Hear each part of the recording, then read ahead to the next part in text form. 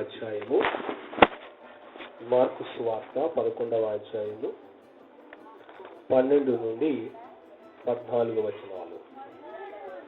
Mark సువార్త 11వ అధ్యాయము 12 నుండి 14 వచనాలు. మరునాడు వారు బేతనియ నుండి వెళ్ళుచుండగా ఆయన ఆకలిగొని ఆకులు గల ఒక అంజూరపు చెట్టును దూరము నుండి చూచి దాని మీద ఏమైనను దొరుకునేమో అని వచ్చెను. దాని యొద్దకు యేసు వచ్చి చూడగా ఆకులు తప్ప మరేమీ కనబడలేదు. ఏలయనగా అది అంజూరపు పండ్ల కాలము కాదు. అందుకాయన ఇక మీదట ఎన్నటికి నీ పండ్లు ఎవరును తినకుందురుగాక అని చెప్పాను. ఇది ఆయన శిష్యులు వినిరి. ప్రార్థన చేద్దాం. సర్వశక్తిమంతుడైన దేవా, నీకు వందనములు, స్తోత్రములు ప్రభువా. నీ మహాకృపను బట్టి నీ ప్రియ బిడ్డలు మదీనా గారు, బీబీ గారుల యొక్క గృహములో వారి ప్రోత్సాహంతో, సహోదరుల సహకారంతో ప్రభువా ఏర్పాటు చేసుకున్న ఈ సిలువ సువార్త కూడికలో ఈ వాక్యాన్ని ధ్యానించబోచుండగా నన్ను మరుగుపరచండి, పరిశుద్ధాత్మ ద్వారా మాకు బోధించండి, సర్వ సత్యములోనికి మమ్మల్ని నడిపించుమని యేసు నామములో అడుగుతున్నాము తండ్రి, ఆమేన్. ఈ రాత్రికాల సమయంలో తండ్రి అయిన దేవునికి ఘనత, మహిమ, ప్రభావాలను ఆరోపిస్తూ ఈ కూడికను ఏర్పరిచి ఎంత అద్భుతమైన వాతావరణాన్ని మనకు కల్పించిన బీబీ గారు, మదీనా గారుల కుటుంబానికి, వారికి సహకరించిన జ్యోతిబాబు గారు, మరి కుమారి గారుల కుటుంబానికి, ఈ ఏర్పాట్లు చేసిన ప్రతి ఒక్కరికి కూడా నా ప్రత్యేకమైన వందనాలు తెలియజేస్తూ ఉన్నాను. అలాగే ఆహ్వానించిన మేరకు ఆశ కలిగిన ప్రాణముతో దేవుని వాక్యాన్ని వినడానికి ఆసక్తితో వచ్చిన మీ అందరికీ కూడా ప్రత్యేకమైన వందనాలు. దేవుడు మిమ్ములను దీవించునుగాక. గట్టిగా చెప్పాలి, దేవుడు మిమ్ములను దీవించునుగాక. మరి ఈ సమయంలో యేసు ప్రభువారు మట్టలాదివారం రోజున ఏం చేశాడో మనం చర్చలకు వెళ్ళి తెలుసుకున్నాం. ఆ తరువాత రోజు ఏం జరిగింది? వాస్తవానికి ఇప్పుడు మనం చదువుకున్న సంఘటన సోమవారం నాడు జరిగిన సంఘటన. ఎప్పుడు జరిగిన సంఘటన అండి? ఏ సోమవారం? నిన్న సోమవారం కాదు, 2000 సంవత్సరాలకు పూర్వము యేసుక్రీస్తు ప్రభువారు, నిన్న సోమవారం అన్నారు మీరే, 2000 సంవత్సరాలకు పూర్వము యేసుక్రీస్తు ప్రభువారు విజయోత్సవముతో యెరూషలేములో ప్రవేశించి ఆ దేవాలయాన్ని శుద్ధి చేసి అద్భుతమైన ఆ ప్రవేశ కార్యక్రమములు రోజున, అది మట్టలాదివారం అని మనం చెప్పుకున్నాం. ఆ రోజు తరువాత వారు సాయంకాలం మరలా బేతనీకి వెళ్ళిపోయారు. మరునాడు అనగా ఆదివారం తర్వాత మరునాడు అంటే ఎప్పుడండి? అంతే, ఇంకా అందులో అనుమానం ఏమీ లేదు.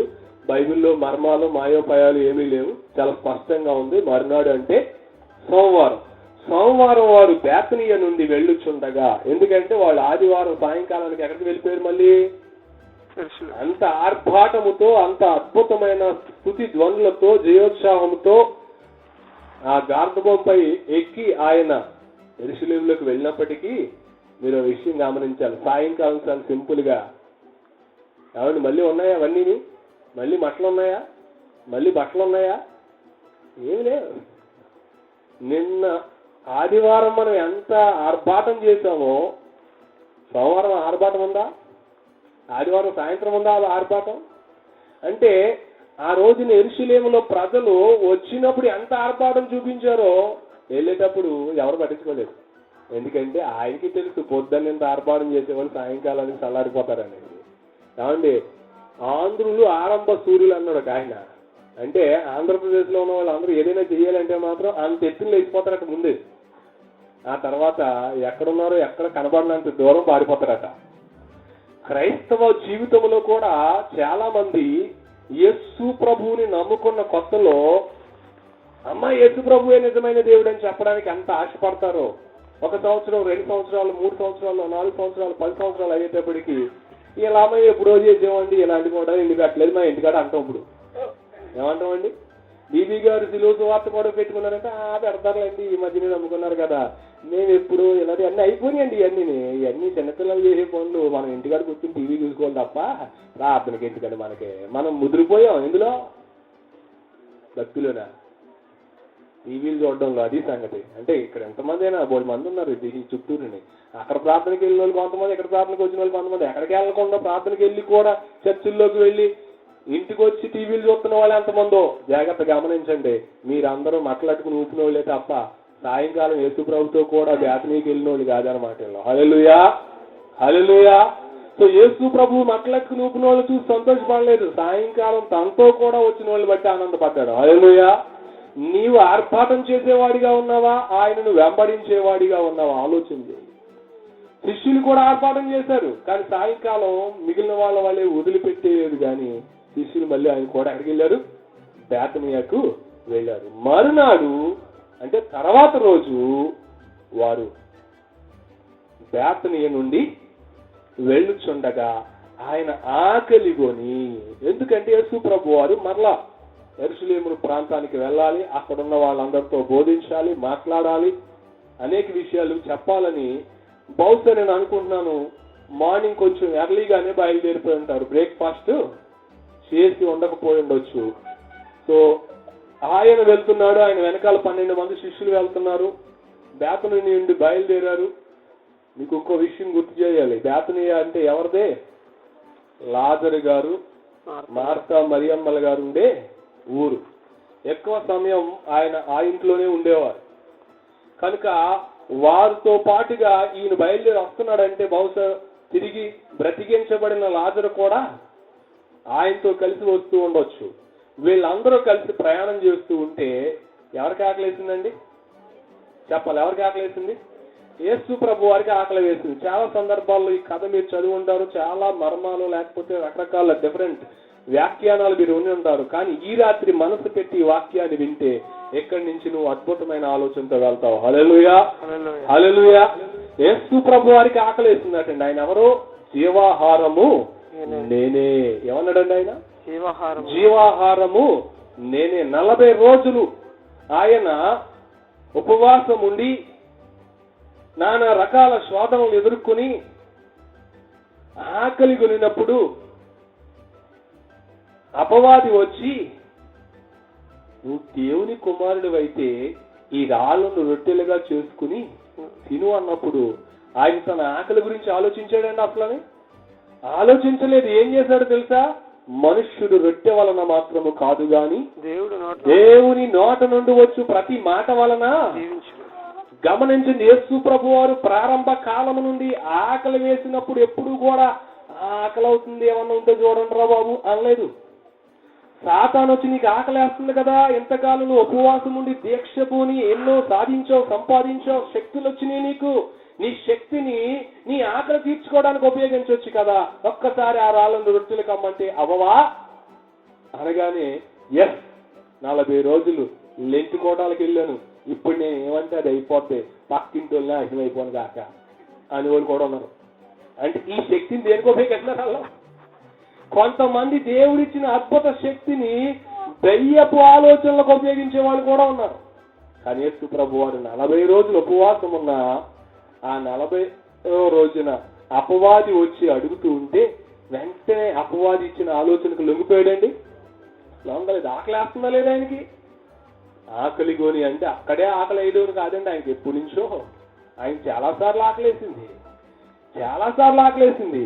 40 రోజులు ఉపవాసం ఉన్నప్పుడు ఆకలేసింది, దెయ్యం వచ్చింది రాళ్ళను రొట్టెలుగా చేసుకోమని. కానీ ఆయన దగ్గర ఉన్న జవాబు ఏంటి? మనుష్యుడు. చెప్పాలి మీరు అందరూ, మనుష్యుడు. మీరు ఎవరు బైబిల్ తెలియని వాళ్ళు కాదు, అందుకే ఈ లేఖన భాగాన్ని ఎంచుకున్నాను నేను. ఇక్కడికి వచ్చిన వాళ్ళందరూ అంతో ఎంతో బైబిల్ గురించి విన్నవాళ్ళు కాబట్టి ఈ లేఖన భాగాన్ని ఎంచుకున్నాను, లేకపోతే నా మాటలో నా వాడు ఇంకోలా ఉంది. సో యేసు ప్రభు వారికి ఏమేసింది? ఆకలి వేసినప్పుడు సాతానికి ఏం చెప్పాడు? మనుష్యుడు రొట్టె వలన మాత్రము కాదు గాని. అంటే యేసు ప్రభు వారికి ఎప్పుడు ఆకలి వేసినా ద్వితీయోపదేశ కాండంలో ఉన్న ఆ వచనాన్ని గుర్తు చేసుకునేవాడు అనమాట. మీరు గుర్తు పెట్టుకోండి, యేసు ప్రభు వారికి ఎప్పుడు ఆకలి వేసినా ఆకలి వేయగానే ఇప్పుడు నాకు ఆకలి వేస్తుంది కదా, ఈ ఆకలి తీర్చుకోవడానికి ఏం చేయాలా అని తొందరపడలేదు. కానీ తను నేర్చుకున్న తనకు తెలిసిన పాత నిబంధనలోని దేవుని ఆజ్ఞలలో దేవుని వాక్యములోని మాటలు గుర్తు చేసుకుని తొందరపడకయ్యా, దేవుడి మాటలు ఉన్నాయి కదా కదా అని వెంటనే ఆ మాటలను బట్టి తృప్తి పడేవాడు. తర్వాత దేవుడు ఎప్పుడు పెడితే అప్పుడు భోజనం చేసేవాడు.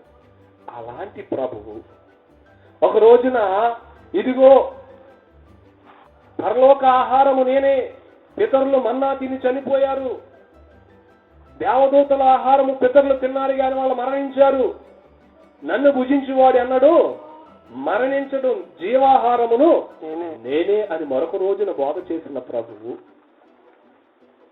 ఆకలేసిందంటండి వాళ్ళ కూడా ఆయనకి. ఏ రోజున మండే.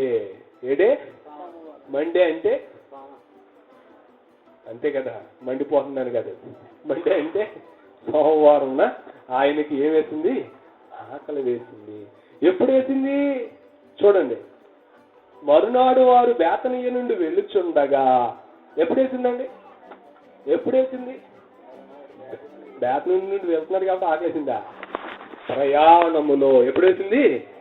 ఆయన ప్రయాణం చేస్తున్నప్పుడు మార్గ మధ్యములో ఆయనకి ఆకలేసింది కనుక మార్గ మధ్యములో ఆయన భుజించుటకు గాని వాళ్ళు భుజించడానికి గాని వాస్తవానికి 12 మంది శిష్యులు బహుశా ఏమీ సిద్ధపరచుకుని రాలేదు. కానీ వాళ్ళకి సిద్ధపాటు ఎప్పుడు చెప్పేవాడు ప్రభువారు. ఎందుకంటే డబ్బు సంచేమో ఇస్కరియోతు యోధ దగ్గర ఉండేది. ఏమన్నా కొనుక్కు రావాలంటే ఆ డబ్బులు తీసుకుని గబగబా ఊళ్ళోకి వెళ్ళి కొనుక్కొచ్చే అలవాటు శిష్యులకి ఉందా లేదా? ఉందని మీరు ఎలా చెప్పగలరు? అప్పుడప్పుడు కొనుక్కొచ్చేవారు. రాజుగారు కూడా వెళ్ళారు అప్పుడప్పుడు. హల్లెలూయా. అది సంగతి. యోహాను సువార్త 4వ అధ్యాయంలో యేసు ప్రభు వారు సమరయ స్త్రీతో మాట్లాడుతుంటే శిష్యులు ఆహారము కొనుటకు ఊరిలోనికి వెళ్ళిరి అనే మాట మనకు గుర్తొస్తుంది. అంటే మన వాక్యం చదువుతున్నప్పుడు వింటున్నప్పుడు మొత్తం మన బుర్రలో ఆ బైబిల్ గ్రంథం అంతా తిరగాలి. హల్లెలూయా. ఇప్పుడు ప్రభు వారికి ఆకలి ఎక్కడేసింది, ప్రభు వారు ఆకలి తీర్చుకోవడానికి అప్పుడప్పుడు ఎలాంటి పద్ధతులను ఉపయోగించేవారు ఇవన్నీ గుర్తొచ్చేస్తున్నాయి మనకి. ఇవన్నీ గుర్తొస్తున్నాయి. ఇప్పుడు ఈయనకు ఆకలేసింది. మరి బహుశా యేసు ప్రభు వారికి ఆకలేస్తే 2 పనులు చేసేవాడు. ఒకటి, వాక్యాన్ని గుర్తు చేసుకుని నో ప్రాబ్లం అని ముందుకు వెళ్ళిపోవడం. 2, అబ్బాయి నేను ఇక్కడ ఉంటాను, మీరు వెళ్ళి ఊళ్ళోకి వెళ్ళి. అంతే కదా. ఒకసారి ఆయనకు ఆకలి వేసినప్పుడు మనసులో ఏదైనా అరిచే ఇరిచే అనిపిస్తే కంగారు పడకు, దేవుని మాట వాళ్ళని తప్ప రొట్టె తిన్నంత మాత్రం బతికేయం అని తనకు తాను చెప్పుకునేవాడు. 2వది, అవకాశం ఉంటే శిష్యులారా నేను ఇక్కడ వెయిట్ చేస్తూ ఉంటాను, డబ్బులు తీసుకుని వెళ్ళి అందరికీ ఆహారాన్ని కొడుకు. ఈ 2 పద్ధతులను ఉపయోగించేవాడు. అవునా కదా? జాగ్రత్తగా వినండి. వాక్యాలు చదువుతున్నప్పుడు వింటున్నప్పుడు మనము తప్పు దోవ పట్టకూడదు, మనం సరియైన మార్గంలోకి వెళ్ళాలి. రైట్. ఏం చెప్తున్నాడు అక్కడ అంటే, ఆకులు గల ఒక అంజూరపు చెట్టును దూరము నుండి చూసాను. ఈ 2 పద్ధతులు కాకుండా ఈ సోమవారం రోజు నేను 3వ పద్ధతిని ఆయన మొదలు పెట్టాడు. ఏంటంటే, ఇప్పుడు నేను ఆకలేస్తుంది కాబట్టి మనుషుడు 2 వలన మాత్రం కాదని ఊరుకుంటే నాకే ఆకలేస్తుందంటే, ఎంత బాధ్యత కలిగిన నేనే ఆకలి ఫీల్ అవుతున్నానంటే నా శిష్యులు నకనకలాడిపోతూ ఉంటారు. అవునా కదా? అవును. ఆయన పనిలో ఉంటే ఏమీ గుర్తురాదు ఆయనకి అసలు. నా తండ్రి పనుల మీద నేను ఉన్నానని 3 రోజులు అమ్మని నాన్న మర్చిపోయిన మనిషి అతను. అవునే కదా? ఎవరు చిన్నప్పుడే దేవుడు పని చేస్తే ఎవరు మర్చిపోడు? ఆమె గుర్తొస్తుందా? ఎంత మాధుర్యమైన మాటలండి యేసు ప్రభు మాటలు. హల్లెలూయా. 3 రోజులు మర్చిపోయాడు. పనిలో పడితే ఆయన ఏం మర్చిపోతాడు? అమ్మని నాన్నే ఆకలి కూడా మర్చిపోతాడు. ఇంకో విషయం తెలుసా? అక్కడే కాదండి, ఇంకొక రోజున ఆయన బోధించడం మొదలుపెట్టి 3 రోజులు బోధిస్తూనే ఉన్నాడు. ఏం మర్చిపోయాడు? ఆయన ఆకలి మర్చిపోవడమే కాదండి, విన్నవాళ్ళు కూడా. ఇప్పుడు ఎవరు గుర్తొచ్చింది? ఒరే ప్రభు వారు 3 రోజుల నుంచి ఏకదాపుగా చెప్తున్నారా, వాళ్ళకి గుర్తు రావట్లేదు, ఇంటికి గుర్తు రావట్లేదు. కనీసం ప్రభువా వాళ్ళని తొందరగా పంపించే, కలిపి పడిపోతారేమో అంటే అప్పుడు అద్భుతం జరిగింది. 5 రొట్టెలు 2 చిన్ని చేపల్ని 5,000 మందికి. చూడండి, ఆహారం పెట్టే దేవుడికి ఆకలి కొన్నాడు. ఆకలి కొన్న దేవుడు ఆయా సమయాల్లో ఏమేం చేశాడో మనం చూసాం.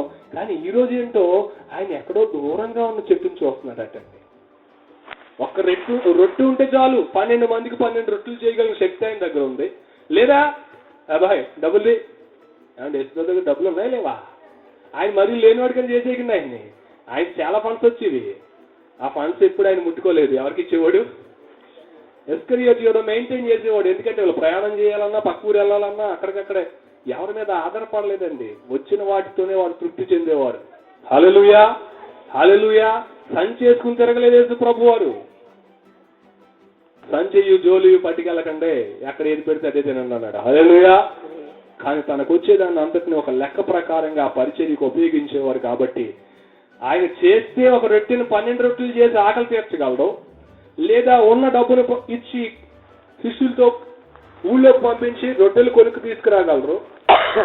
అంతేకాదు ఆ సమయంలో శిష్యులందరికీ, శిష్యులారా ఒక్క పూట మానేస్తే చచ్చిపోతామా మనం అని ఒక్క మాట చెప్పాడంటే ఆ మాట ప్రభావంతో వీళ్ళందరూ ఏం మర్చిపోతారు? ఇప్పుడు ఆకలి మర్చిపోతారు. ఇన్ని టెక్నిక్స్ ఉన్నాయి ఆయన దగ్గర, ఇన్ని అవకాశాలు ఉన్నాయి. కానీ ఇవన్నిటినీ ఉపయోగించుకోకుండా ప్రభువారు ఏం చేస్తున్నాడంటే అలా చూస్తారు. దూరముగా ఉన్న ఒక చెట్టు కనిపించిందటండి ఆయనకి. ఏం కనిపించిందండి అంటే యేసు ప్రభు వారు ఈ సమయంలో ఒక అద్భుతాన్నో, ఒక మాయనో, ఒక బాధ్యతనో, లేక ఒక మాటనో చెప్పి వాళ్ళ ఆకలిని ఆఫ్ చేయాలనుకోకుండా ఏమైనా ఇప్పటికిప్పుడు వాళ్ళ ఆకలి తీర్చే పని ఏమైనా చేద్దామా. ఎందుకంటే గమనించండి, మనం ఎప్పుడైనా ఊరు వెళ్తున్నప్పుడు మన దగ్గర డబ్బులు ఉన్నాయి, సమయానికి పిల్లోడికి ఆకలి వేస్తుంటే కొనడానికి అక్కడ ఏమీ లేకపోతే మనం ఏం చేస్తామండి? ఏదో ఒకటి, డబ్బులు ఉన్నాయి, డబ్బులు తినిపించగలవా?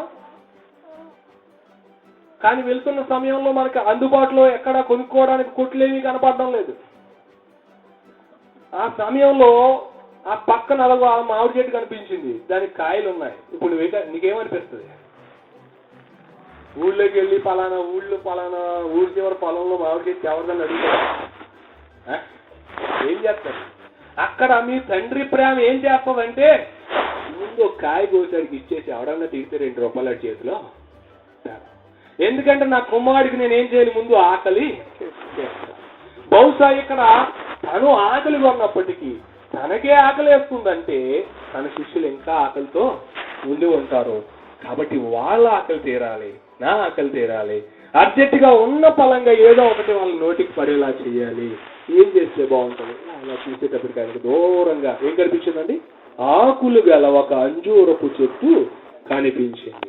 వెంటనే ఆయన మానవుడిగానే ఉన్నాడు, మనో జ్ఞానంతో లేకపోతే అక్కడ ఏదో ఒక దైవత్వంతో ఆ చెట్టును చూడలేదు. కానీ ఆయన చూడగానే అరే నాకు దొరకపోయినా నా శిష్యుల యొక్క ఆకలి అన్న తీరుతుంది అని గబగబా అడుగులు వేసుకుంటే ఎక్కడికి వెళ్తున్నాడంటే రోడ్డు బాటలో వెళ్లే మనిషి టక్మన్ టర్న్ అయ్యాడు.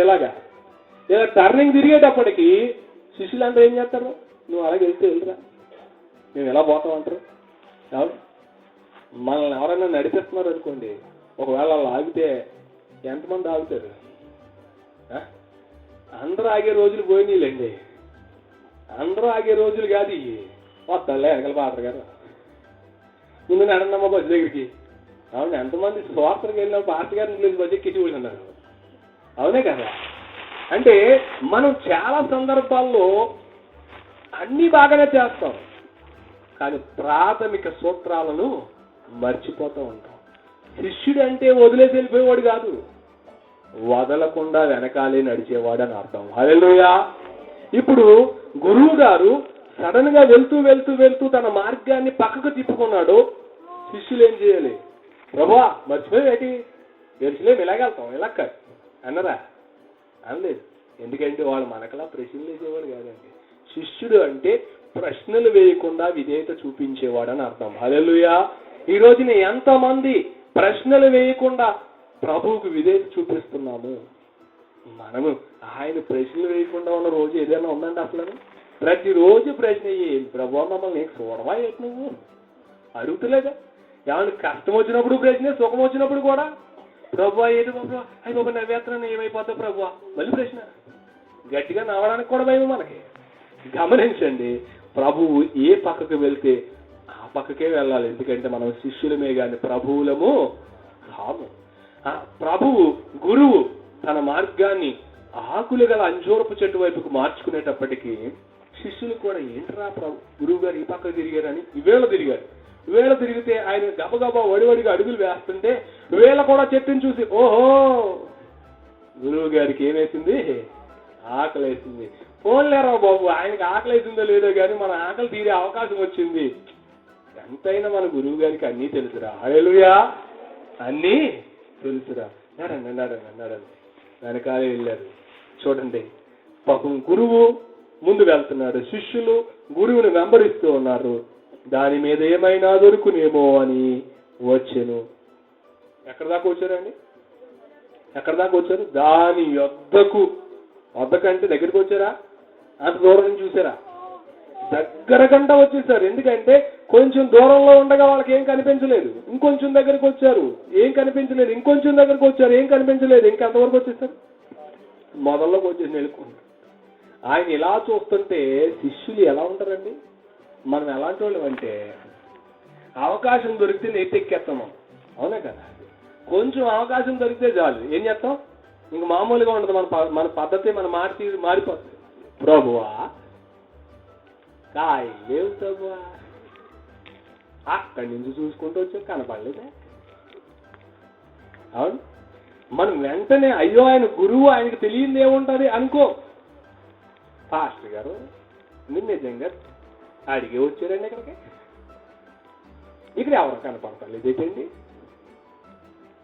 ఇదేంటండి అదేంటండి అంటామనమా మనం.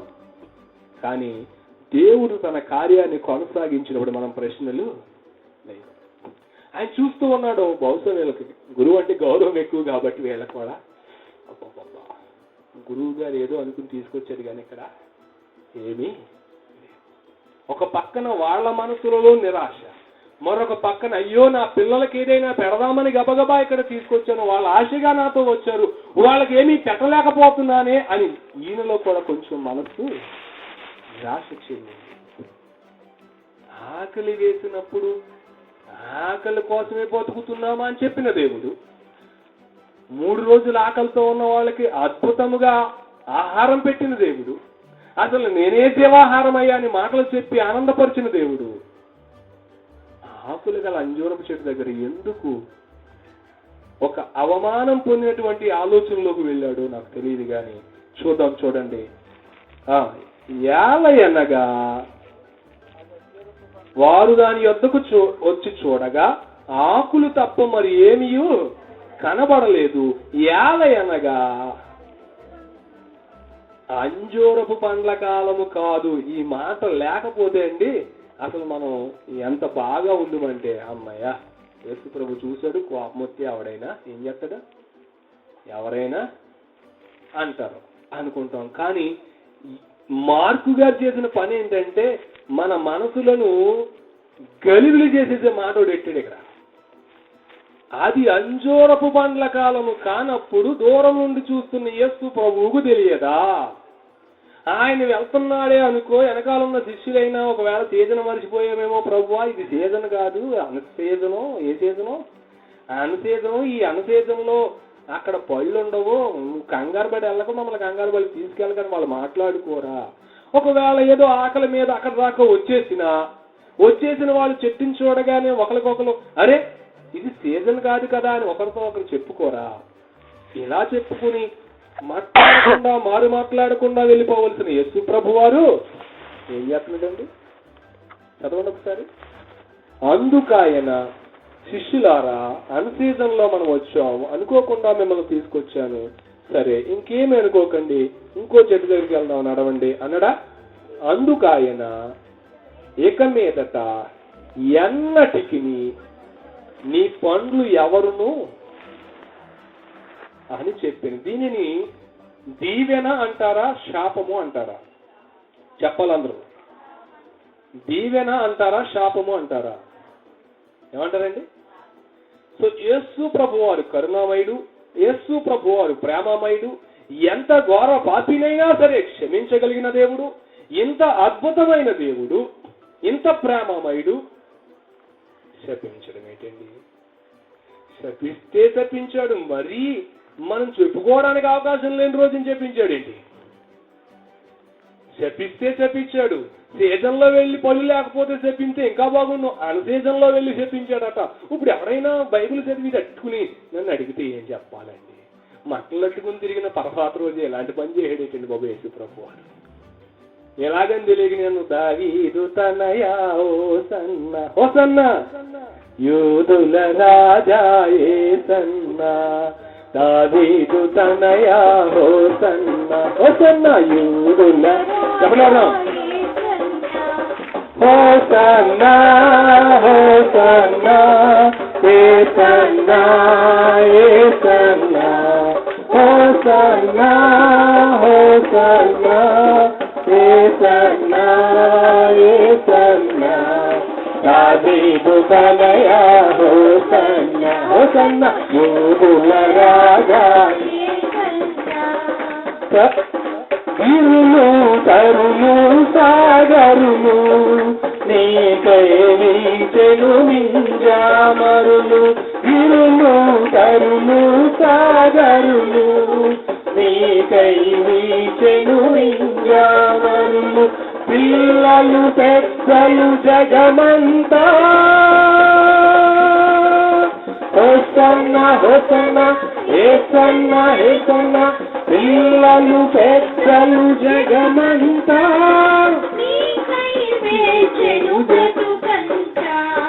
దావీదు తనయా హోసన్న హోసన్న యూదుల రాజా యేసన్న హల్లెలూయా. ఇలాంటి పాట పాడుతున్న మన దగ్గరికి వచ్చి ఆగండయ్యా నీ యేసు ప్రభు ఏం చేయాలి తెలుసా? అంజూరపు పండ్ల కాలము కాని కాలములో వెళ్ళి అంజూరపు చెట్టులో పళ్ళు దొరకలేదని శపించేసిన కుళ్ళుబోతోడయ్యా అన్నాడు అనుకోండి. ఎవరన్నాడే? అయ్యి బాబు అదేంటి అలాగన్నారు? మీరు నమ్మలేని వాళ్ళు, మీరు నమ్మకము లేని వాళ్ళు, అందుకే యేసు ప్రభు గురించి మీకు తెలియదు. నమ్ముకుంటే నమ్ముకో, లేకపోతే పో.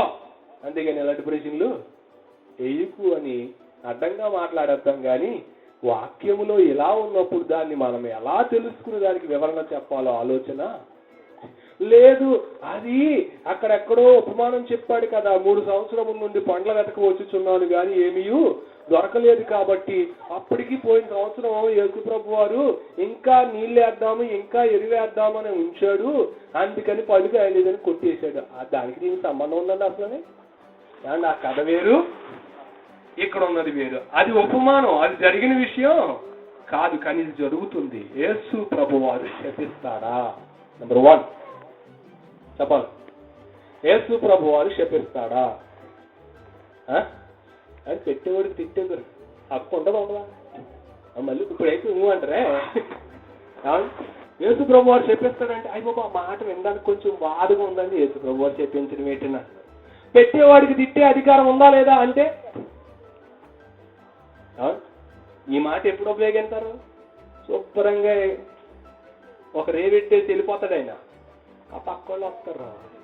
ఏ అమ్మ ఏంటంటే అయ్యి బాబు ఆయన ఫోన్లే అమ్మ పెడుతున్నాడు పడుతున్నాడు ఏం చేస్తాం? ఆయనే పెట్టేవాడు ఆయనే కొట్టేవాడు. బాధపడకమ్మా రేపు పొద్దున మళ్ళీ పెడతాడు. అంటే మీ భర్తలు మిమ్మల్ని మీకు అన్ని రకాలవి పెట్టేవాళ్ళు కాబట్టి అప్పుడప్పుడు కొట్టినా బాధపడకండి అని నేను చెప్పడం లేదమ్మా. కొడితే బాధపడండి, మీరు ఎంత బాధపడుతున్నారో వాళ్ళకి తెలియచేయండి. బాధ పెట్టకుండా, వాళ్ళు మిమ్మల్ని బాధ పెట్టేటట్టు కొట్టకుండా మీరు బాగా ఉండండి. హల్లెలూయా హల్లెలూయా. గమనించండి, మనం ఇలా తృప్తి పొందుతున్నాం. బహుశా యేసు ప్రభు దగ్గరికి వచ్చేటప్పుడు సృష్టికర్తకు సృష్టి మీద అధికారం ఉంటుందా ఉండదా చెప్పండి. నెంబర్ 1, సృష్టికర్తకు సృష్టి మీద అధికారం ఉంటుందా ఉండదా? అంటే యేసు ప్రభు వారికి ఈ సృష్టిలో ఉన్న వాటన్నిటి మీద ఏముంది? అధికారం ఉంది. అంటే ఆయన సృష్టించగలడు, లయపరచగలడు, సృష్టించగలడు, సృష్టిని నశింప చేయగలడు. కనుక సృష్టికర్తకు దీవించే అధికారము ఉంది, సృష్టికర్తకు శపించే అధికారము ఉంది. మీరు గమనించండి, ఆయన చెట్టును శపించాడు కానీ మనుషుల్ని శపించలేదు. మొట్టమొదటి మీరు మర్చిపోకూడని విషయం ఏంటంటే, యేసు ప్రభు వారు శపిస్తాడా అంటే అయ్య బాబు నన్ను కూడా శపించేస్తాడేమో అని భయపడిపోతున్నామా? లేదమ్మా, ఆయన నశించిన దాన్ని వెదకి రక్షించడానికి వచ్చిన యేసు ప్రభు వారు ఏ మనిషిని శపించలేదు. చివరికి శాపనార్థాలు పెడుతూ నువ్వు చచ్చితే బాగుంటుందిరా బాబు అని తిట్టుకుంటున్న ఆ శిలువలో దొంగలు కూడా ఏం చేశాడండి? క్షమించాడు. కానీ ఇక్కడ మాత్రము ఎవరిని శపించాడు? చెట్టును. ఏమని శపించాడు? ఏమని శపించాడు? నువ్వు చచ్చిపో అన్నడా? నీవు ఇక ఎన్నడూ కూడా నీ పళ్ళు ఎవరో తినకూడదు అన్నాడు. అంటే నువ్వు చచ్చిపోవాలి అని మాత్రం దానికి నీకు తేడా ఉందండి. నువ్వు ఎవరో తినకూడదు అంటే అది కాయకూడదు, అది కాయకూడదు అంటే బతికొండకూడదు, అంతే సంగతి. అంతేనండి. ఎవరో తినకూడదు అంటే అర్థం ఏంటి? ఆ చెట్టు పళ్ళును కాయకూడదు అంటే అది బతికొండకూడదు. ఇక్కడ అన్సీజన్ లో వెళ్ళిన యేసు ప్రభు వారు ఎందుకు చెట్టుని శపించాడు అనే విషయాన్ని జాగ్రత్తగా గమనిస్తే, యేసు ప్రభు వారు ఆ ప్రాంతాలు కొట్టిన పిండి. చిన్నప్పటి నుంచి ఆయన అదే దేశంలో పుట్టినవాడు. ఆ దేశంలో ప్రతి మొక్క గురించి, ప్రతి చెట్టు గురించి ఆయన తెలిసే తెలీదా? చెప్పాలి, తెలిసే తెలీదా? ఒక మానవుడిగా యేసు ప్రభుని ఆలోచన చేస్తున్నాం.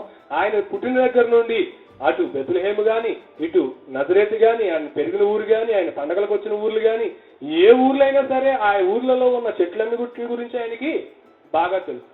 వాటి స్వభావాలు తెలుసు. మరి అంజూరపు చెట్టు స్వభావం కూడా ఏసైకి తెలిసే తెలీదా? తెలుసు. ఆయన దూరంగా ఉన్నప్పుడు ఆ చెట్టు మీద ఏం కనిపించినాయండి? ఆకులు కనిపించింది. సో ఆకులు కనిపించడము అనేది ఎప్పుడైతే అంజూరపు చెట్టులో ఉంటుందో, అంజూరపు చెట్టు స్వభావాన్ని గురించి ఎరిగిన దేవుడు ఆ ఆకుల్ని చూడగానే కనీసపు ఆకలి తీర్చగలిగే కొన్ని పండ్లు దాని మీద దొరుకుతాయని ఆయనకి తెలుసు. అది అంజూరపు పండ్ల కాలం కాదని రాయబడింది కదండి, మీరు అలా చెప్తున్నారు ఏంటి అంటే, వాస్తవానికి అంజూరపు చెట్టు మన మామిడి చెట్టు లాంటి స్వభావం కలిగి ఉంది. అంజూరపు చెట్టుకి ఏ స్వభావం ఉందండి? మన మామిడి చెట్టుకి ఎలాంటి స్వభావం ఉందో మామిడి చెట్టుకి ఎలాంటి స్వభావం ఉంది? అది సీజన్ లో కాయలు కాస్తుంది, అన్ సీజన్ లో కూడా కాయల్ని. అన్ సీజన్ లో ఏ కాయలు కాస్తాయి? పునాస కాయలు కాస్తాయి. పునాస కాయలు ఎందుకు ఉపయోగపడతాయి? పప్పులు వేసుకోవడానికి, కూరకి.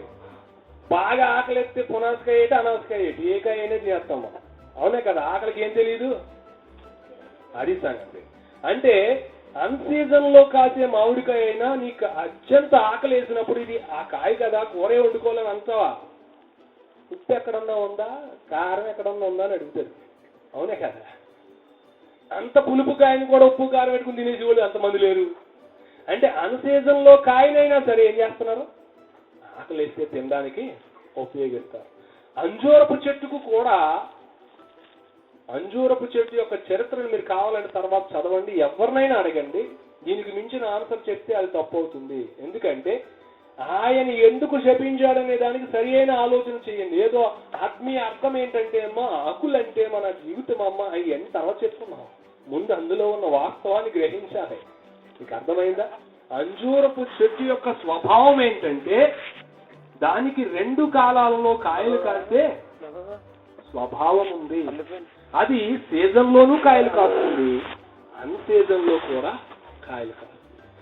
సీజన్ లో పండ్లను తినడానికి ఉపయోగిస్తారు. సీజన్ లో అంజూరపు పండ్లను దేనికి ఉపయోగిస్తారు? చక్కగా ముగ్గి చాలా రుచికరంగా ఉంటాయి అవి. అన్ సీజన్ లో అంజూరపు పండ్లను మెడిసిన్ గా, అంటే వైద్య సంబంధమైన మందుల కోసం ఉపయోగిస్తారు. మనం పాత నిబంధన చదివితే యెషయా భక్తుడు హిజ్కియా యొక్క రోగం తగ్గించడం కోసమని ఆ రాజపుండును తగ్గించడానికి అంజూరపు పండ్ల ముద్ద ఒకటి తీసుకొచ్చి అతని మీద పెట్టాడు. అప్పుడు అతనికి రోగం తగ్గిందనే సంఘటన మనం వింటాం. అవి తినే పండ్లు కాదండి, అన్ సీజన్ లో కాసే పండ్లు. ఇప్పుడు మనకు ఒక విషయం తెలిసింది, శాస్త్రపరంగా భౌతిక సంబంధంగా యేసు ప్రభువారు వెళ్ళిన చెట్టు దగ్గర 2 రకాల స్వభావం ఉంది. ఆ స్వభావం ఏంటంటే అది సీజన్ లోనూ కాయాలి, అది అంజూరపు పండ్ల కాలము కాకపోయినా కాయాలి. ఎంత అద్భుతమైన వాడంటే మార్కు గారు ఆ సువార్త రాసేటప్పుడు, ఈ సువార్తను చదువుతున్న వాళ్ళు యేసు ప్రభు గురించి తప్పుగా అనుకోకూడదు. ఈ సువార్తను చదువుతున్న వారు యేసు ప్రభు వారు ఆకలేసి ఆకలికి ఆకులుగా అంజూరపు చెట్టు అన్ సీజన్ లో పళ్ళు ఇవ్వలేదు కదా అని కోపం వచ్చేసి యేసు ప్రభు కోపంతో తప్పు చేశాడు అని ఆలోచించకూడదు. దాన్ని వేరేగా బోధించుకోకూడదు. ఆయన యథార్థమైన వాడు, ఆయన ఎప్పుడు నీతి తప్పని వాడు. హల్లెలూయా, హల్లెలూయా. యేసు ప్రభు వారు ఒక కార్యం చేశాడంటే అది నీలాగో నాలాగో కోపం వచ్చి ఏదో కోపంలో చేసాడే మనం అడ్జస్ట్ చేసుకున్నాం అనుకున్నాం. వద్దు, యేసు ప్రభు వారు దేవుడు అంతే. దేవుడు ఎందుకు అయ్యాడంటే కోపం వచ్చిందని ఒక పని చేసి, కోపం వచ్చిందని ఇంకో పని చేసే మానవ స్వభావం లాంటి స్వభావం ఆయనకు లేదు. అక్కడ జరగవలసింది ఎందుకు అలా జరిగిందో ఇప్పుడు ఆలోచన చేస్తా ఉన్నాం. ఒకటి, అది అంజూరపు పండ్ల కాలం కాకపోయినా ఆ చెట్టు ఏం చేయాలి? కాయలు కాయాలి. అండి మీరంటే ఏ పుస్తకాలు చదివేసుకుని కొనేసుకుని మీరు అన్ని బాగా చదివేసి మాకు చెప్తున్నారు, బాగానే ఉంది, మేమెందుకు నమ్మాలండి? అవునే కదా, మేమెందుకు నమ్మాలి? మీరు ఎక్కడి నుంచో వచ్చి ఈ మంగళవారం ప్రార్థన ఎత్తి ఇక్కడ అంజూరపు పండ్ల కాలం కాదు, యేసుప్రభు చెప్పించడంలో తప్పు లేదు అంటున్నారు. మీరు చెప్పిన 2 రకాల స్వభావాలు అంజూరపు చెట్టుకు ఉన్నాయని మేము ఎలా నమ్మాలి? అడగరే? అడుగుతున్నారా? హల్లెలూయా. అడిగేవాడు ధన్యులు, మీకు చెప్పబడును. హల్లెలూయా. గమనించండి, ఏది పడితే అది నమ్మమని నేను చెప్పడం లేదు. ఎందుకంటే ప్రతిదానికి ఎంతో కొంత బైబిల్ ఆధారం ఉండాలి. నిజంగా దేవుడు ఎంత గొప్పవాడంటే Bible answer to the Bible అంటారు. అంటే బైబిల్కి ఆన్సర్ బైబిల్లోనే ఉంటది. నేను ఎన్నో పుస్తకాలు చదివాను, ఆ పుస్తకాలు అన్ని చదివిన తర్వాత ఆ ఆన్సర్ ఇందులోనే ఉందని తెలిసి అబ్బా దేవుడు ఎంత గొప్పవాడండి. అసలు ఏ పుస్తకాలు చదవలేనివాడు కూడా బైబిల్ చదివితే దానికి ఆన్సర్ దొరుకుతుంది. హల్లెలూయా. ఒకటి, మందులకు ఉపయోగించే అంజూరపు పండ్లు ఉన్నాయని తెలిసింది మనకి. 2, అంజూరపు పండ్లు తింటారని మనకు తెలిసింది. ఇప్పుడు అంజూరపు చెట్టుకు 2 రకాల ఏముండాలి? కాయలు కాసే, సీజనల్ అన్సీజనల్ ఫ్రూట్స్ పూసే కాసే స్వభావం ఎక్కడ ఉంది అంటే ఒక అధ్యాయం చదువుదాం. నహూము గ్రంథము పరిశుద్ధ గ్రంథములో మీకా నహూము 769వ పేజీ, పాత నిబంధనలో 769వ పేజీ. నహూము గ్రంథము 12వ వచనములో 3వ అధ్యాయం 12వ వచనములో ఈ రీతిగా అంజూరపు చెట్టును గూర్చి పోలుస్తూ ప్రవచనం చెప్పబడుతూ ఉంది. అయితే నీ కోటలన్నీయు ఓ నరహత్య చేసిన పట్టణమా, లేక ఇదిగో అనేక రకాల పరిస్థితులలో దేవుని చేత శపించబడుతున్న పట్టణమా, ఆ పట్టణాన్ని గురించి చెప్తూ, అయితే నీ కోటలన్నీయు అకాలపు పండ్లు గల. ఏ కాలపు? అకాలపు. జాగ్రత్తగా చదవాలి కొంతమంది. ఆ కాలపు పండ్లు గల అన్నారు. ఆ కాలపు అంటే అకాలపు అంటే అకాలం అండి. అకాలం అంటే ఏంటండి? రైలు సకాలములో ఎక్కడికి వస్తుంది? ప్లాట్ఫామ్ దగ్గరికి వస్తుంది. ఎక్కడికి వస్తుంది? ప్లాట్ఫామ్ దగ్గరికి వస్తుంది. జాగ్రత్తగా మనం అనౌన్స్మెంట్ వింటున్నాము ఎప్పుడన్నా. ప్రయాణికులకు గమనిక, మరికొద్ది సేపట్లో 1వ నెంబర్ ప్లాట్ఫామ్ మీదకి గౌతమి ఎక్స్ప్రెస్ రాబోతుంది అన్నారట. అనగానే గబగబా ఒకటి దూకేసేదట. దూకేస్తే ఆ వచ్చిన ట్రైన్ ఆయన ఏం చేసింది? డాష్ ఇచ్చింది. ఆడు అంత దూరాన్ని పడిపోయాడు, కాలు ఇరిగిపోయింది. గబగబా వెళ్ళి కాస్తంత పైకి తీసుకొచ్చారు, కాలు కట్లు కట్టారు, శుశ్రూష చేశారు, చికిత్స చేశారు. అడిగాడు, యారా ట్రైన్ వస్తుంటే ఎవడైనా కంగారు పడి ఎక్కువ ప్రయత్నం చేస్తాడు, ట్రైన్ వస్తుండగా నువ్వు కంగారు పడి అందులో దూకోవేదని అడిగారు. ఏం లేదండి, మరి కొంత సేపట్లో గౌతమి ఎక్స్ప్రెస్ ప్లాట్ఫామ్ మీదకి వచ్చేస్తుంది అన్నారండి, అందుకు భయం వేసి పట్టాల మీద దూకేనండి అన్నాడు. ఏదట? మరి కొద్ది సేపట్లో గౌతమి ఎక్స్ప్రెస్ ఎక్కడికి వస్తుందంట? ప్లాట్ఫామ్ మీదకి వచ్చేస్తుంది అనేది ఈయన ఏం చేశాడంట? పట్టాల మీద దూకేసాడట. ఎలా ఉంటుంది మనం చదివే చదువు, మనం వినే బోధలు ఎలా ఉంటాయంటే పట్టాల మీద దూకేసే బోధలు మనకి. గమనించండి, అకాలపు పండ్లు అంటే కాలము కాని కాలములో కాసే కాయలను అకాలపు కాయలు అంటారు. రాలుగాయ పిల్లలండి ఎలా అంటారు. ఏమంటారు? ఈ పిల్లలంటే రాలుగాయలండి. రాలుగాయలు అంటే ఏం మరి దాని అర్థం మీకే తెలియాలి ఉపయోగించే వాళ్ళకి. అకాలపు కాయలు అంటే కాలము కాని కాలములు. కొబ్బరి చెట్లు కూడా అప్పుడప్పుడు పూసేస్తూ ఉంటాయి. కొంతమంది అంటారు ఎర్రిపోత పూసేసిందండి. ఏం పూసింది? కాలము కాని కాలము. అన్సీజన్లో కొన్ని చెట్లు తెలియకుండా రకరకాల పూతలు పూసేస్తూ ఉంటే అయ్యి బాబోయ్ ఎన్ని వచ్చేసినాయి అంటాం మనం. తెలియని వాళ్ళు ఏం చేస్తారు, అవి ఎన్ని వచ్చాయి, అవి ఉంటాయి ఏంటండి, రాలిపోతాయండి, అన్ని రాలిపోయి అవి ఉంటాయి ఏంటండి, ఏం చేస్తాయి, రాలిపోతాయి. అవి అంటే ఇక్కడ నీ కోటలన్నీ ఎలా ఉంటాయో తెలుసా? అన్సీజన్ లో కాసే అంజూరపు, చదవండి, అకాలపు పండ్లు గల అంజూరపు చెట్ల వలె ఉన్నవి. ఎలా ఉన్నాయండి? అంజూరపు చెట్లకు అకాలపు పళ్ళు ఉంటాయి. అంజూరపు పండ్ల కాలంలో అంజూరపు పండ్లు ఉంటాయి. అంజూరపు పండ్ల కాలము కాని కాలంలో కూడా అంజూరపు చెట్లకి ఏముంటాయి?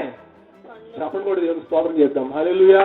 యేసు ప్రభు వారు తెంగరోడే వెళ్ళలేదు. అక్కడ ఆకులు చూసి అన్ సీజన్ లో కూడా ఈ చెట్టుకి ఏముండాలి? ఇప్పుడు పళ్ళు ఉంటాయని బయలుదేరి వెళ్ళాడు. హల్లెలూయా. యేసు ప్రభు వారు సృష్టికర్త. ఆయన మానవుడిగా ఉన్నప్పటికీ ఆయన తన చుట్టూ ఉన్న సమస్త వాతావరణాన్ని గ్రహించిన వాడై ఉన్నాడు.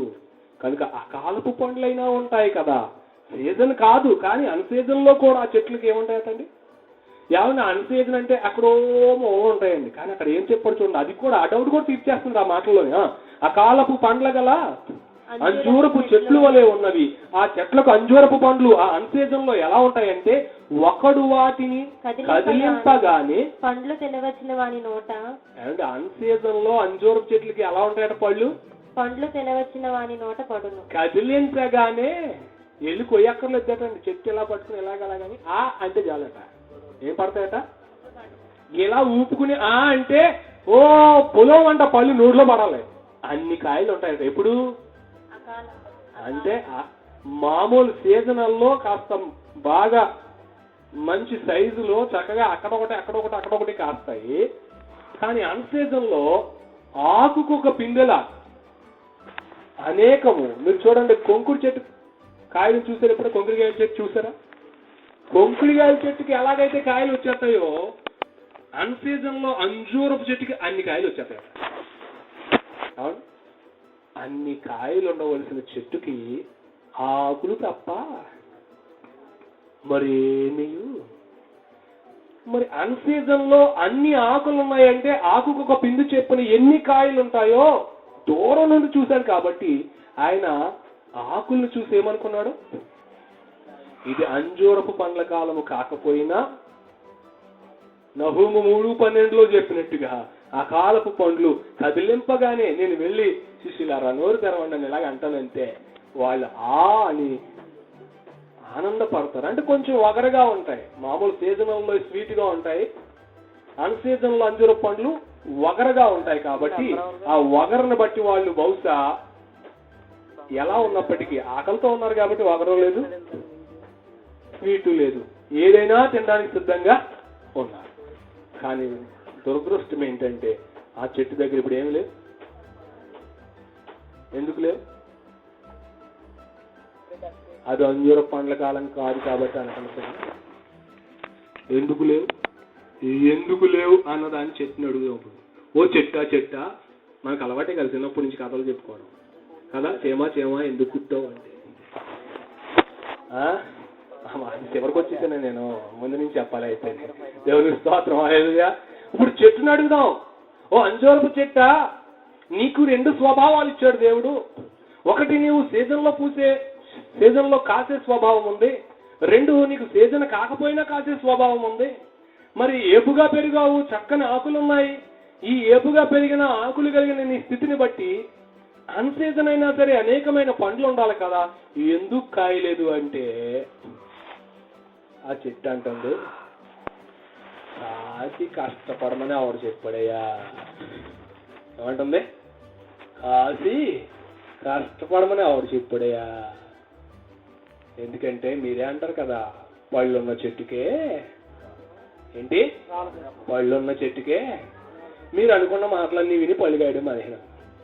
ఏమంది చెట్టు? ఇప్పుడు మీరు అనుకున్న మాటలన్నీ విని నేను పళ్ళు కాస్తే రాళ్ళు చిక్కొడతారా మీరు నన్ను?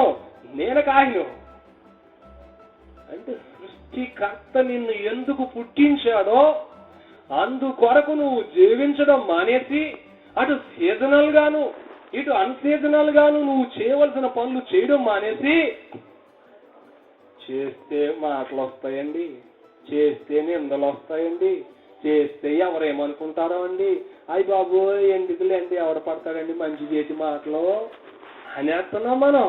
ఆ చెట్టు కూడా అలాంటిదే. ఎందుకు కాయాలండి? కాసే చెట్టుకే రాళ్ళ దెబ్బలు అన్నారు. నేను ఎందుకు తింటాను రాళ్ళ దెబ్బలు? అందుకు దెబ్బలు తిందా లేదా దెబ్బకు పోయిందా చెప్పాలి. ఇప్పుడు దెబ్బలు తింటానేమో, రాళ్ళు చిక్కు కొడతానేమో అని భయపడింది, కానీ రారాజు వచ్చి ఒక్క మాటతో లేపేస్తాడన్న సంగతిని మర్చిపోయింది. సో ఇప్పుడు చెప్పండి, తను సృష్టించిన సృష్టికర్తను ఆ చెట్టు ఏం చేసింది? మోసం చేసింది. ఏం చేసింది? సృష్టించిన సృష్టికర్తను కదా ఏం చేసింది? మోసం చేసింది. యేసు ప్రభు వారు మోసపోయాడా అంటే నిజమే, మోసపోయాడండి. నిజంగా మోసపోయాడు. ఎందుకంటే నేను సృష్టించిన ఈ చెట్టుకు 2 రకాల స్వభావం ఇచ్చాను. అది ఒకటి సీజన్లో కాసే స్వభావం, అన్ సీజన్లో కూడా. బహుశా నేను వెళ్ళినప్పుడు సీజనల్ ఫ్రూట్స్ లేకపోయినా నేను ఇచ్చిన స్వభావాన్ని బట్టి అన్సీజనల్ ఫ్రూట్స్ అయినా ఆ చెట్టుకు ఉంటాయి కదా అని వెళితే చెట్టు ఏం చేసిందండి? ఏట ఆశగా వచ్చేస్తున్నావు, నా దగ్గర ఏమీ లేదు. సృష్టించిన సృష్టికర్తకు సృష్టి మీద అధికారం ఉందా లేదా? ఉంది. ఇప్పుడు యేసు ప్రభువే ఈ సృష్టికి ఆధారభూతుడైన సృష్టికర్త అయిన యేసు క్రీస్తే మానవుడిగా వెళ్ళినప్పుడు ఆయనకే ఒట్టి చేతులు చూపించి వెక్కిరిస్తున్నట్టు ఆ చెట్టు కనబడుతుందంటే రోజు ఆ రోడ్డు మీద పోయేవాళ్ళు ఎంతమంది మోసపోయి ఉంటారండి. ఆ దేశంలో వాళ్ళందరికీ ఆ చెట్ల గురించి తెలుసా తెలీదా? కాబట్టి ఎవడో ఒకడు ఆకలితో నాకులాగే అనేక సార్లు ఈ చెట్టు దగ్గరికి వచ్చి ఉంటాడో వాళ్ళందరినీ ఈ చెట్టు ఏం చేస్తుంది? వెక్కిరిస్తూ ఉంది. కనుక ఇక ఎవడును ఎన్నడును నీ పళ్ళు అంటే ఈ చెట్టు తర్వాత ఎప్పుడో కాస్తుంది అనమాట. ఎవడో రాలేని సమయంలో కాసి రాలిపోతుంటాయి అనమాట. అప్పుడు కాద్దాం అనుకుంటుందేమో, కానీ ప్రభు ఇప్పుడే అడిగాడు, ఇప్పుడు లేవు అంటే ఇంకెప్పటికీ నీ పళ్ళు ఎవరో తినరు అన్నాడు. యేసు ప్రభు వారు డైరెక్ట్ గా నువ్వు పడిపో, కూలిపో, చచ్చిపో అనలేదు. ఇంకెందుకే నీ బతుకు అన్నాడు. అంతే. ఏమన్నాడండి? ఇంకెందుకులే, నువ్వు బ్రతకం ఎందుకులే అన్నట్టుగా ఒక మాట అన్నాడు. ఆటోమేటిక్ గా దానికి అనుగుణంగా జరగవలసిన పనులన్నీ జరిగిపోయి. ఇక్కడ యేసు ప్రభు వారు చెట్టును శపించడానికి 2 కారణాలు. ఒకటి, చెట్టు తన యొక్క స్వభావాన్ని మర్చిపోయింది. 2, సరే ఆకలితో ఇక్కడికి వచ్చిన ఆకలి తీరకపోయినా నా శిష్యులు మాత్రం ఇక్కడి నుంచి ఒట్టిగా వెళ్ళకూడదు. వాళ్ళకు ఒక విషయం తెలియాలి. ఏంటంటే ఒక పాఠం తెలియాలి. నేను ఇప్పుడు ఒక మాట అంటున్నాను కదా, ఈ మాట ఎలా నెరవేరుతుందో వాళ్ళు చూడాలి. వాళ్ళు చూసి విశ్వాసంతో నువ్వు ఏదైనా ఒక మాట అంటే అది జరుగుతుంది అనే పాఠాన్ని వాళ్ళకి ఆ చెట్టు ద్వారా ఏం చేశాడండి? తెలియపరిచాడు. మొన్న మధ్యన మా అబ్బాయి ఈ ఫిజియోథెరపీ చేస్తుంటే శవాల గదిలోకి తీసుకెళ్లారట. ఎక్కడికి? శవాల గదిలోకి తీసుకెళ్లి ఓ చెయ్యి ఒకళ్ళని పట్టుకొచ్చి ఆ ఏంటయ్యి స్పూన్లోని కత్తిర్లు అలా పెట్టి ఇలా ఎరదీసి, ఒరే ఇది ఎముక, ఇది వేలు, ఇది చెయ్యి అని చూపించారు డాడీ. ఓయ్ అని. నిజంగా అది ఎవరో ఒక మనిషిది, బొమ్మ కాదండి, నిజమే ఒక మనిషిది. మామూలుగా మనం చూసినప్పుడు అయ్యో ఒక మనిషి చేతిని ఇలా చేస్తారా అని అంటాం అనమా. మనకి ఎక్కువ సెంటిమెంట్ ఎక్కువ కదా, మనం ఇలా అంటాం. కానీ ఒక టీచర్గా ఆయన ఏం చేస్తున్నాడు? తన విద్యార్థులకు పాఠం చెప్పడానికి, అది ఎవరి చెయ్యి అయితే ఏంటి, అది ఎంత గొప్పోడు చెయ్యవచ్చు, లేకపోతే ఎంతో లేనోడు చెయ్యవచ్చు, ఎవరిదైనా అవ్వచ్చు, కానీ అది ఎందుకు ఉపయోగపడుతుంది? ఇప్పుడు ఎందుకు ఉపయోగపడుతుంది? విద్యార్థులకు భవిష్యత్తు పాఠాలు నేర్చుకోవడానికి ఉపయోగపడుతుంది. గమనించండి. ఎందుకు ఈ జవాబు చెప్పానంటే మా అబ్బాయి ఫిజియోథెరపీ చదువుతున్నాడని కాదు. ఎందుకు ఈ జవాబు ఉదాహరణ చెప్పానంటే యేసు ప్రభు వారు ఇప్పుడు ఈ చెట్టును ఎందుకు ఉపయోగించుకోవాలనుకుంటున్నాడు? తన శిష్యులకు విశ్వాసపు పాఠాన్ని, ఇదిగో నేను మీ కళ్ళ ఎదుట విశ్వాసంతో ఒక మాట పలుకుతున్నాను, రేపొద్దున మీరు ఇక్కడ పలికిన మాట గుర్తుపెట్టుకుంటారు, జరిగిన దృశ్యం గుర్తుపెట్టుకుంటారు. ఆ తర్వాత రోజు ఆ సాయంకాలం వాళ్ళు వస్తున్నప్పుడు చూసిన సంఘటన మీరు చదివితే, ప్రభువా నీవు శపించిన అంజూరపు చెట్టు ఇంత త్వరగా ఎండిపోయేనే చూడు అంటే, మరి ఏంటనుకున్నా మన శక్తి, కొబ్బరి నుంచి వెళ్ళామంటే లేవలసిందే అన్నడా? ఏమన్నాడండి యేసు ప్రభు అని? చదవండి ఒకసారి మాట. అందుకు యేసు వారితో ఇట్లా, నేను ఇదిగో నా మహిమది, నా గొప్పతనం ఇది, నేను అది, నేను ఇది, నేను అక్కడ ఎక్కడికో ఎక్కొచ్చాను, నేను ఏదో చేసి వచ్చాను, అందువల్ల నాకు ఎంత శక్తి వచ్చింది అంది అప్పలేదండి. ఈ రోజున కాస్తంత ప్రార్థన చేసి, నవీనయ్య గారు ప్రార్థన చేశారు, మా ఓడికి తగ్గిందని కానీ నేను లేచిపోయి మరి ఏంటనుకున్నారు? నేను ఎర్రకొండ మీద మోకాళ్ళేసి ఎన్ని సంవత్సరాలు పాపం చేసి తెలుసా అంటున్నా కదా. కానీ యేసుప్రభు మరి ఏం చెప్పాడు అంటున్నానే, ఎందుకమ్మా సొంత గొప్పలు చెప్పుకోకూడదు, దేవుడు కార్యం చేశాడంటే. హల్లెలూయా. ఎవరు చేశారు? ఏమన్నా జరిగితే మన మహిమ, లేకపోతే నీ కర్మ. కొంతమంది ఇది బోధ, జరిగితే అయ్యగారు చేసినప్పుడు జరిగిందని చెప్పమ్మా, అదేం చెప్తూ సాక్ష్యం అంటున్నారు. జరిగితే భక్తుడి మహిమ, జరగకపోతే నీ కర్మ. యేసుప్రభు వారు ఎందుకంటే నేను కాబట్టి అన్నాడండి. అందుకాయన మీరు దేవుని యందు విశ్వాసము ఉంచుడి, ఎవడైనను ఈ కొండను చూచి నీవు ఎత్తబడి సముద్రములో పడవేయబడమని చెప్పి తన మనస్సులో సందేహింపక తాను చెప్పునది జరుగునని నమ్మిన ఎడల వాడు చెప్పినది జరుగునని. ఎంత అద్భుతమైన దేవుడు అండి యేసు ప్రభువారు. జరిగిన సంఘటనని దేనికి ఉపయోగించాడు? వారి విశ్వాసపు పాఠానికి ఉపయోగించాడు. ఇప్పుడు చెప్పండి, చెట్టును శపించవచ్చా శపించకూడదా? మాట్లాడతలేదు ఎవరు? చెట్టును శపించవచ్చా శపించకూడదా? ఎందుకు శపించాడు దేవుడు? ఇక నుంచి ఆన్సర్ పట్టుకెళ్ళరండి మీరు. ఎందుకు శపించాడమ్మ దేవుడు? మీరు ఇంటికి వెళ్ళి జనాన్ని నిద్రపోలేకుండా ఇంకో ఒకసారి లేదు మార్క్స్ 11:12 యేసు ప్రభువు ఎందుకు చెప్పించారు చెప్పు కావాలి అని అడగండి. వాళ్ళకి నిద్ర పడుతుంది, మీరు నిద్రపోవచ్చు. హల్లెలూయా. ఎందుకంటే వాళ్ళకి నిద్ర పట్టిన ప్రశ్న మీకు నిద్ర వచ్చే ప్రశ్న. హల్లెలూయా.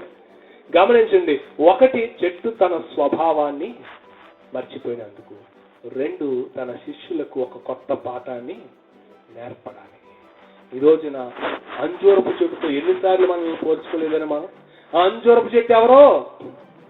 అంజూరపు చెట్టు ఎవరు? ఎవరండి అంజూరపు చెట్టు? మనమే కదా. మహిమగల తండ్రి మంచి వ్యవసాయకుడు, నాటలో నరమొక్కలు నాటించాడు. మహిమగల తండ్రి మంచి వ్యవసాయకుడు, మహి తోటలు నాటించాడు. కాయవే చెట్ట కమ్మని కాయలు, పండవే తోట తీయని ఫలములు. కాయవే చెట్ట కమ్మని కాయలు, పండవే తోట తీయని ఫలములు. మహిమగల వ్యవసాయకుడు, తోటల నరమొక్కలు నాటి. హల్లెలూయా. మనం ఎవరటండి? మనం అందరం చెట్లే. మనల్ని అందరినీ ఏం చేశాడు?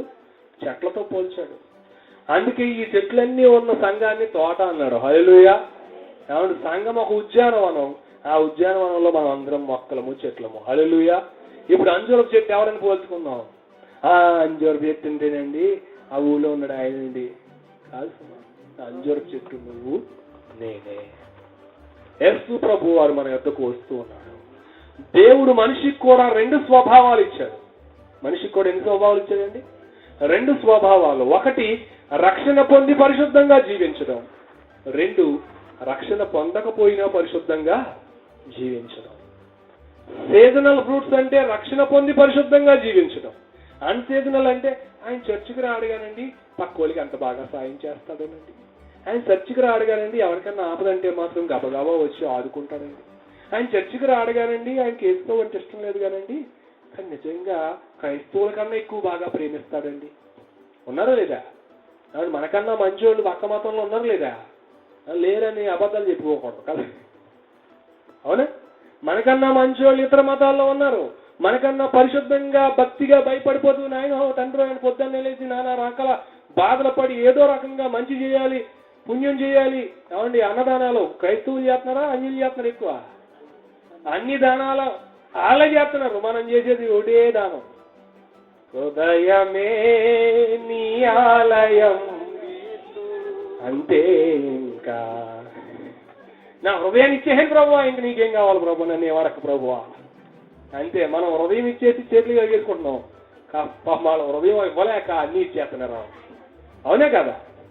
గమనించండి, అనేకమైన విషయాలలో ఇతరులు మనకన్నా మంచి స్థితిలో మంచి పనులు చేస్తున్న వారిగా ఉన్నారు. వాటిని అన్సీజనల్ ఫ్రూట్స్ అంటాం. వాటిని ఏమన్నామండి? Unseasonal fruits.